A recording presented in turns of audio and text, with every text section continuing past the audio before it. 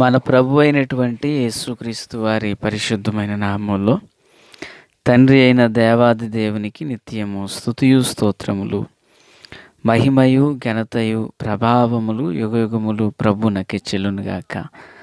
ఆత్మీయులారా, బాగున్నారు కదూ? దేవుని మహాకృపను బట్టి మరో పర్యాయం మనం ఇలాగున కలిసి దేవుని దైవవాక్యాన్ని ధ్యానం చేయటకు గాను దేవుడు అనుగ్రహించిన ఈ మంచి తరుణాన్ని బట్టి మనం ప్రభుని ఎంతగానో స్తుతించు బద్దులమునై ఉన్నాం. దయగలిగిన ఆయన ఆత్మచేత సమభూమి గల దేశమున ప్రభువు మనలను నడిపించునుగాక. ఆమెన్. నేటి దిన వాక్య ధ్యానం కొరకైన భాగము ఆదికాండము 49వ అధ్యాయము. ప్రియులారా, 5 నుండి 7 వరకున్న వచనాలను చదువుకుందాం. 5వ వచనం. షిమ్యోను లేవి అనువారు సహోదరులు, వారి ఖడ్గములు బలత్కారపు ఆయుధములు. ప్రార్థన. తండ్రి దేవా, స్తోత్రాలు, మీ నామంలో ప్రార్థిస్తున్నాం. చదవబడి ఉన్న వాక్యము మీది. వినుచున్న వారందరూ మీ వారు. మీ దాసుడనైన నన్ను పూర్ణముగా మరుగు చేసి దైవస్వరమును వినిపింపచేయండి. రాకడ కొరకు, రాజ్యం కొరకు సిద్ధం చేయండి. సియోనులో నుండి మీ కృపాహస్తం తోడయుండును గాక.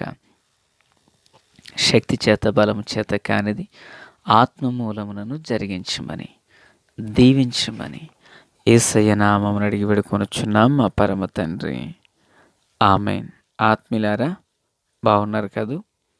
ఈ వాక్య భాగంలో యాకోబు తన అవసాన కాలాన తన కుమారులైనటువంటి వారిని ఆశీర్వదిస్తూ ప్రవచన వాక్కులు పలుకుచూ ఉన్నారు. ఏమంటున్నారు ఇక్కడ అంటే, షిమ్యోను లేవీల కొరకు మాట్లాడుతున్నారు. ఈ షిమ్యోను లేవి అనబడిన వారు యాకోబు లేయ 2 సంతానం. ఈ లేవి మరియు షిమ్యోను అనువారులు యాకోబు గర్భాన జనించిన వీరు పెరిగి పెద్దవారైన తరువాత యాకోబు పద్దనారము నుండి వచ్చుచున్నప్పుడు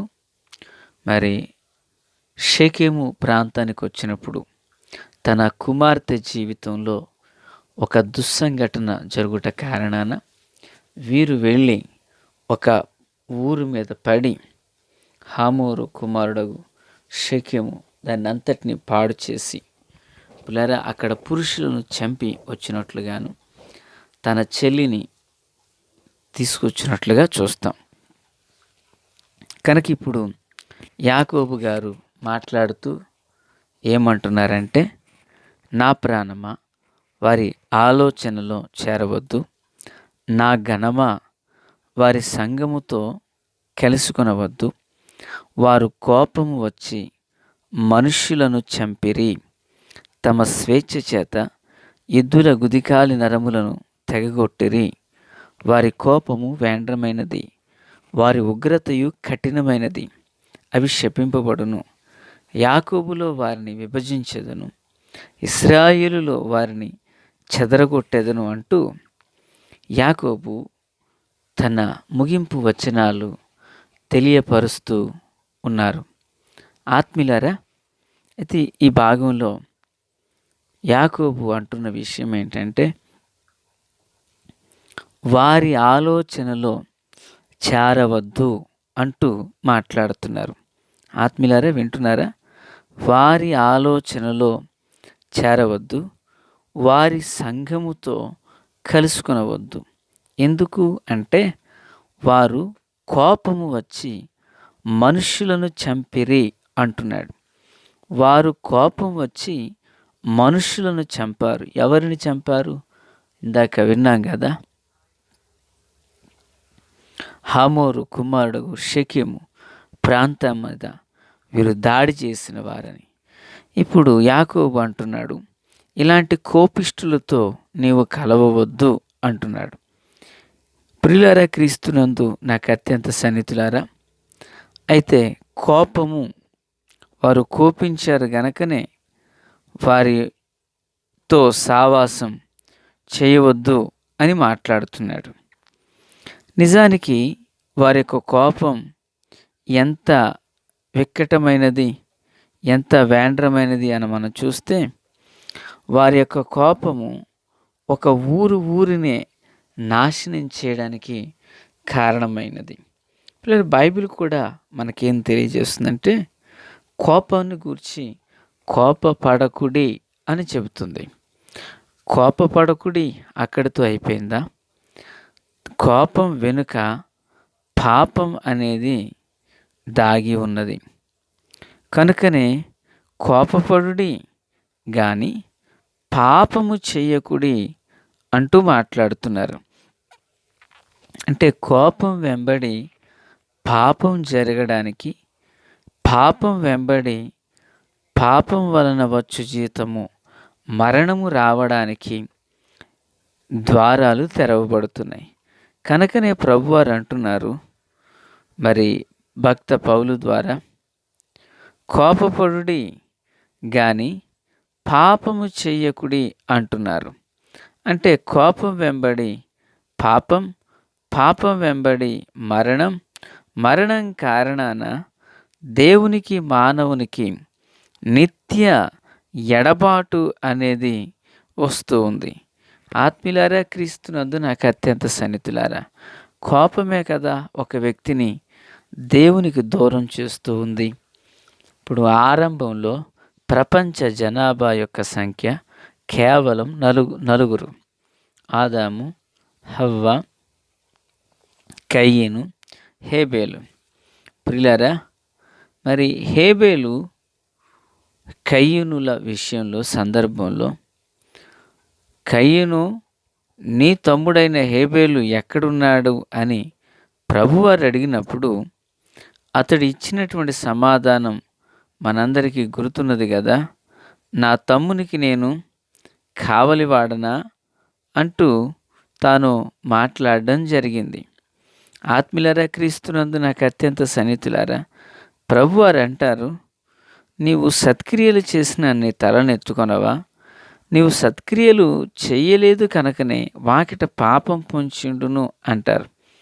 చూడండి, 5వ వచనంలో, కాబట్టి కయ్యూనుకు మిక్కిలి కోపం వచ్చి అతడు తన ముఖమును చిన్నబుచ్చుకొనగా, యెహోవా కయ్యూనుతో నీకు కోపమేలా, ముఖము చిన్నబుచ్చుకొని ఉన్నావేమి అంటూ ప్రభువారు మాట్లాడుతున్నారు. ఇప్పుడు కయ్యూనుకు కలిగిన కోపం దేవునికి దూరస్తునిగా అవ్వడానికి హేతువైనది. కయ్యూనుకు వచ్చిన కోపం జీవము కలిగిన దేవుని సన్నిధిని నిలవలసినటువంటి కయ్యను దేవుని సన్నిధి నుండి దూరం వెళ్ళిపోయినట్లుగా చూస్తూ ఉన్నాం. అంటే కోపం ఏ వ్యక్తిని మేలుకరంగా ఉంచదు. కోపం ఏ వ్యక్తిని ప్రశాంతంగా ఉంచదు. ఇది నా అభిప్రాయం. కోపం వచ్చినప్పుడు ఆ వ్యక్తి తన ముఖాన్ని అద్దంలో చూసుకున్నట్లయితే ఎంత వికృతంగా, తన ముఖమే తనకు వికృతంగా, విరోధంగా, బాధాకరంగా కనిపిస్తుంది. పిల్లరా, కోపముతో చెప్పిన మాటయే కానీ, కోపముతో ప్రయాణించే ప్రయాణమే కానీ, కోపంతో తీసుకునే నిర్ణయమే కానీ, కోపంతో చేసేటువంటి పని ఏది కూడా ఎక్కడ కూడా సఫలమవ్వవు, అన్నీ విఫలమే అవుతాయి. కోపంలో చెప్పిన సమాధానం ప్రేమను పుట్టించదు. కోపంతో చేసిన పని దీవెనకరంగా ముగించబడదు. కోపంతో చేసే ప్రయాణం ప్రతికూలంగానే కొనసాగుతూ ఉంటుంది. కోపంతో తీసుకున్న నిర్ణయం చిట్టచివరికి దాని యొక్క ముగింపు ఎంతో బాధాకరంగా, దుఃఖకరంగా ఉంటుంది. ప్రియులారా, మరి భక్తుడు మాట్లాడుతూ అంటారు, ఇదిగో ఒకవేళ నీకు కోపం వచ్చిందా, సూర్య అస్తమయం లోపులో దాన్ని విడిచిపెట్టేనంటూ భక్త యాకోబు మాట్లాడుతూ ఉన్నారు. ఎందుకని? ఆ చీకటి సంధ్యవేళ, చీకటి సమయాన ఆ కోపం మరొక రూపం దాల్చుతున్నదేమో.